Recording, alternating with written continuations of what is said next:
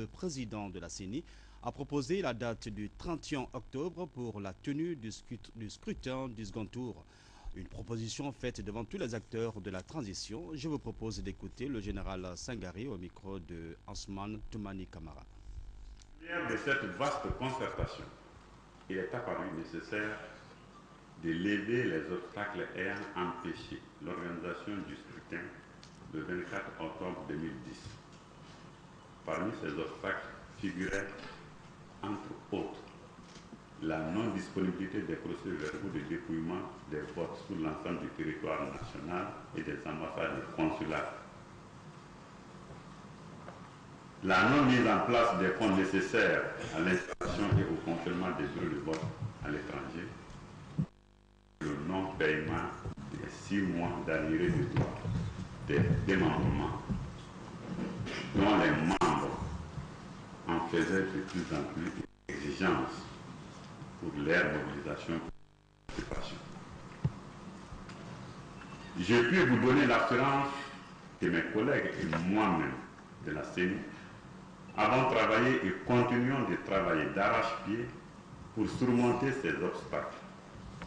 Aussi, la CENI a-t-elle été en mesure, à la suite de cette concertation approfondie, de proposer aux autorités de la transition la date du 31 octobre 2010 pour la tenue du deuxième tour de l'élection présidentielle. Cette proposition, fondée sur la levée effective des obstacles d'ordre technique dans les délais requis, repose entre autres sur de nombreux avantages, parmi lesquels je citerai tout simplement la disponibilité du matériel électoral le jour du scrutin, dont certains sont entreposés dans des conditions inadéquates depuis 1 mois. La disponibilité également de l'effectif de 50 000 agents électoraux formés depuis 1 semaine. Et enfin, la réduction du coût du processus électoral, déjà élevé, sinon très élevé ces jours. La proposition des dates, sous la forme d'un projet de décret du président de la République par intérim, président de la transition, a été formellement présentée à celui-ci à l'occasion d'une audience qu'il a bien voulu m'accorder hier et à qui revient la décision finale. Il faut signaler que le candidat de l'UFDG juge trop juste cette date. Celui d'Alain Diallo estime que des préalables restent encore à aplanir. Par contre, le candidat du RPG et le Premier ministre sont favorables à cette date du 31 octobre. Auparavant, le Premier ministre a reçu en audience les responsables des coordinations régionales du pays, des sages à la recherche d'informations sur la situation des jeunes admis récemment dans les hôpitaux de Conakry suite au meeting du candidat de l'Alliance Arc-en-Ciel. Hadi Kamara, commentaire. Les coordinations régionales du pays ont été reçues en audience ce mardi par le Premier ministre chef du gouvernement. Elles étaient venues exprimer leurs préoccupations par rapport à la situation sanitaire des jeunes tombés au Palais du Peuple lors du dernier meeting organisé par l'Alliance Arc-en-Ciel.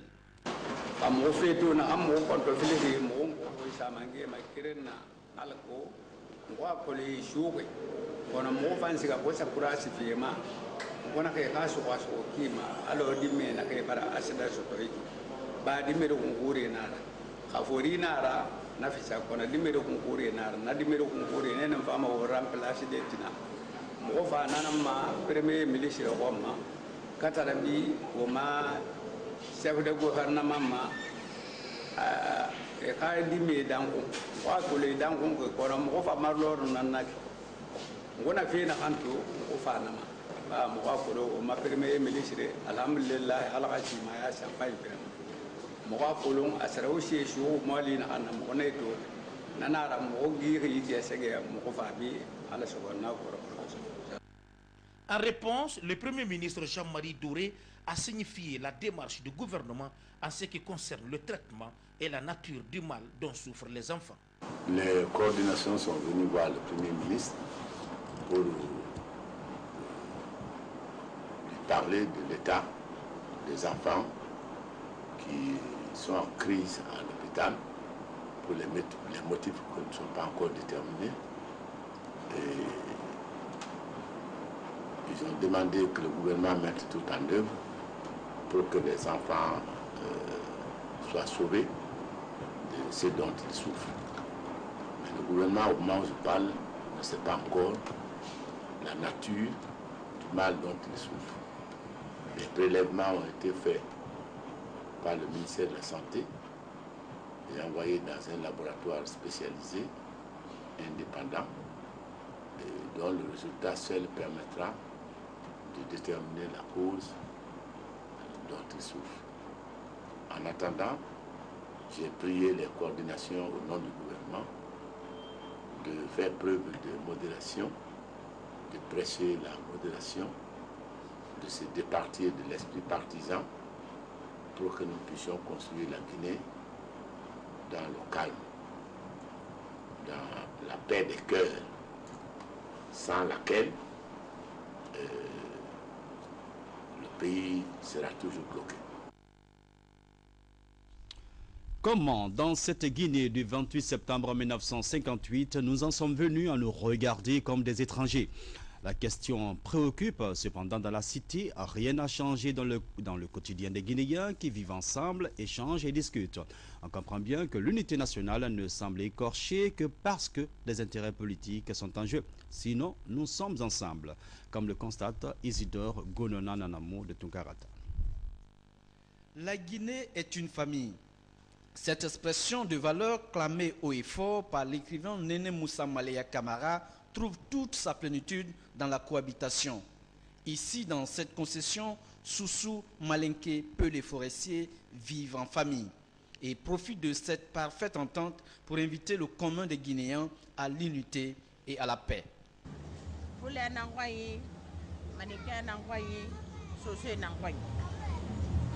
Mais quand même, autant nous n'en déjouons pas. Foula mouna, Madinka mouna, Thomas mouna, Berse mouna. En tout cas, nous, on vit très tranquille, franchement, ici. Mais je prie à les autres d'être comme nous.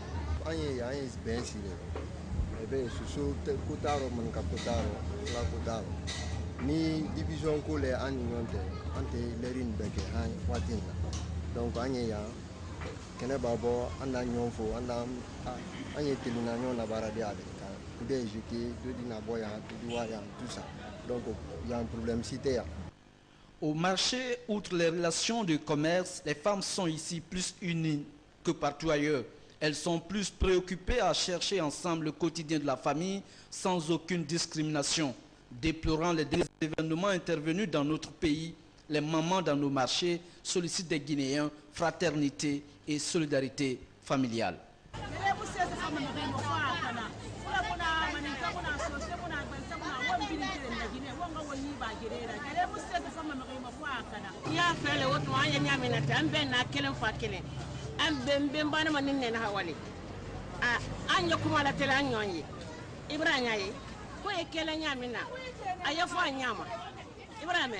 Na fona nyama ambe di bekena mais depuis ma po nyama antibena bebe kon bala foyo wonnene goto baba goto yimbe be accu rasi siyaga no ena ngene lagidi. Ici chez nous il n'y a pas de Peul, il n'y a pas de Malinké, il n'y a pas de Soussou, on est guinéen, on est le même père. Chez nous ici il n'y a pas de bagarre ici. Loin des marchés, des concessions, les centres d'apprentissage de petits métiers sont des lieux où la notion de vivre en famille s'exprime davantage. Les jeunes filles de différentes contrées se familiarisent avec leur métier. Un exemple qui, selon elles, doit donner à réfléchir aux populations.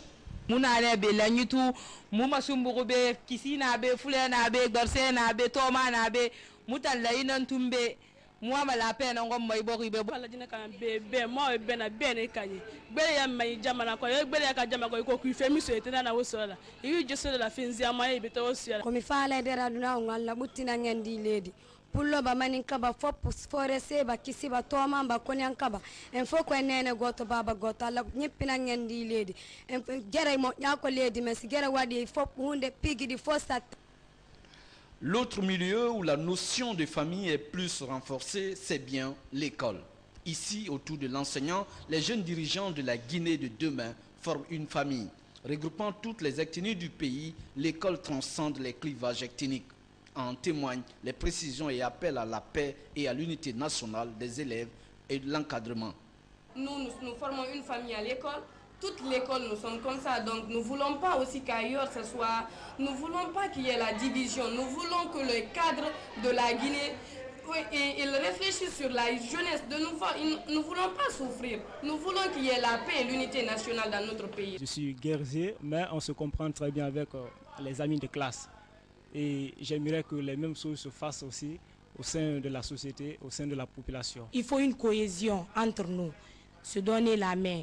Pas de Soussou, pas de Peul, ni de Guerrier. Moi, chaque jour, je suis là avec Antoine, avec Memouna, plein de copines qu'on sort ensemble, on rentre, on mange ensemble. Donc, il faut la paix en Guinée. Je suis là avec mes élèves. C'est une école multi-ethnique. Les élèves viennent à l'école. Il n'y a pas d'ethnie ici. Je considère que c'est des enfants guinéens. Un appel à la paix, à la solidarité et à l'unité nationale auquel les tout-petits ont pris part en espérant que les politiques seront sensibles à leurs cris de cœur. Nous voulons la paix et bien étudier, car la guerre n'est pas bon. Nous voulons la paix dans ce pays, car la division n'est pas bon. Fin de l'atelier de formation des médiateurs dans le contexte des élections, un atelier organisé par Alerte Internationale. L'objectif était d'outiller les médiateurs citoyens de connaissances qui permettent de maintenir et de consolider la paix en Guinée. La cérémonie de clôture a donné lieu à une remise de documents de mandat aux participants. Le commentaire de Martin Fancina de nous. Au total, 115 personnes venues des confessions religieuses, des médias, des services et des ONG nationales et internationales œuvrant pour la paix en Guinée ont participé à cette rencontre. Une rencontre d'information et de formation de médiateurs dans le contexte des élections. Tenue à Conakry, elle a été élargie aux préfectures de Labé, Cancan et Zérékoré. Pendant 3 jours, ces participants ont discuté des conditions de réussite de la médiation en période électorale en vue de créer un large éventail d'avis sur les mesures de prévention des conflits avant, pendant et après l'élection. Une autre recommandation fut l'esprit participatif et inclusif qui s'étendait à la prévention. Et les participants ont, dans leur réponse, sollicité que la notion de médiation ne soit pas concentrée ou bien cadrée seulement sur le contexte des élections, qu'il faut étendre à d'autres domaines. L'implication dans la formulation des programmes de réconciliation nationale en Guinée et dans la promotion d'une culture de paix dans nos universités, parmi tant d'autres, réalisées par International Alert et ses partenaires internationaux et nationaux au bénéfice de nos différents pays. Si cette initiative a permis aux participants de connaître le mandat des médiateurs et d'instaurer la collaboration avec les institutions et services intervenant dans le processus électoral, à savoir la CENI, le CNT, le MATAP et la FOSEPEL, cette remise de documents de mandat est donc un certificat de maîtrise pour les bénéficiaires. Une satisfaction, mais un défi pour eux de jouer le rôle d'apaisement en cette période électorale. Et là, je me sens déjà outillé encore à affronter, à lutter pour la paix, instaurer la paix dans mon pays. Avant, nous avons agi dans ce contexte. Maintenant, nous sommes en train d'agir.